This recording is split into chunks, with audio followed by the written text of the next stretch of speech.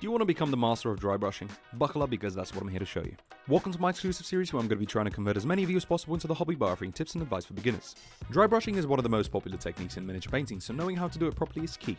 Dry brushing is basically using a nearly dry brush with a very small amount of paint to highlight high surfaces and build texture and depth quickly and easily. Did you catch what I just said? I said nearly dry. And that's one of the most important things because dry brushing isn't exactly dry, it's actually a little bit moist. And this is how it works.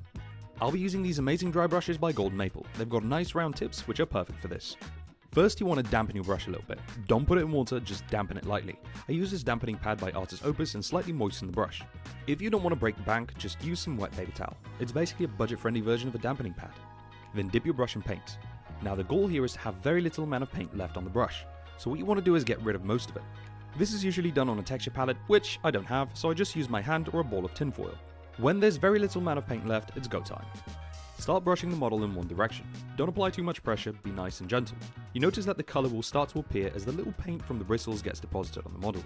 The more texture the model has, the better the effect will be since the bristles will only be touching the surface area. This instantly creates depth and contrast. Once you're done with your first colour, then we move on to the next one, and that's how you build volume easily with dry brushing. If at any point your paint starts to dry, reactivate it by moistening it and never rinse your brush in the pot. To paint the chain, I do the exact same thing but I use metallics. This is another incredible way to achieve realistic metals. So the principle of dry brushing is the same, always. You dampen the brush, rid of the excess, and gently brush the model. Next colour, rinse, repeat, done. Easy, right? Well, yes and no. Like many techniques out there, dry brushing can be applied in advanced ways too, but the goal here is to get you started. And here's our final result. I applied a few hues and tones to make it more interesting, but the rest was done with dry brushing in less than 15 minutes.